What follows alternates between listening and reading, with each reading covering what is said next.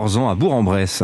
Le procès dit de l'inconnu de la Poste s'est ouvert hier. L'accusé Mamadou Diallo, 19 ans à l'époque, mais hier au premier jour d'audience, il a d'abord été question d'un autre homme, l'acteur Gérald Thomassin, soupçonné pendant des années d'être l'auteur des faits et aujourd'hui disparu, Jean-Luc Boujon.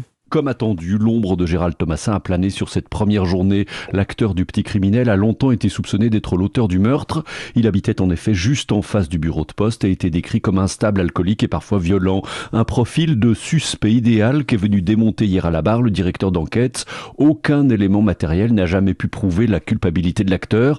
Même Raymond Burgot, le père de la postière, ne croit plus aujourd'hui à cette hypothèse. À l'époque, je pensais que c'était lui, mais je suis vraiment changé d'avis. Le problème, c'est qu'il avait une attitude bizarre, ce gars. Donc tout partait sur des rumeurs, alors que cette personne n'a rien fait. Mais Gérald Thomassin a aujourd'hui disparu sans laisser de traces. C'est le grand absent de ce procès, regrette maître Sylvie Noakovic, l'avocate de Mamadou Diallo, seule dans le box des accusés qu'elle décrit comme incapable d'un meurtre. Mon client veut clamer son innocence et expliquer pourquoi il est innocent. C'est quelqu'un de très non-violent. Tout le monde le dit d'ailleurs. Il est gentil, adorable, doux. Et les experts psychiatres rendent un rapport extrêmement favorable. Il n'a pas du tout le profil d'un coupable. Mamadou Diallo, qui lui aussi a cherché hier à se présenter comme le gendre idéal, certes voleur, cela il l'admet, mais certainement pas meurtrier.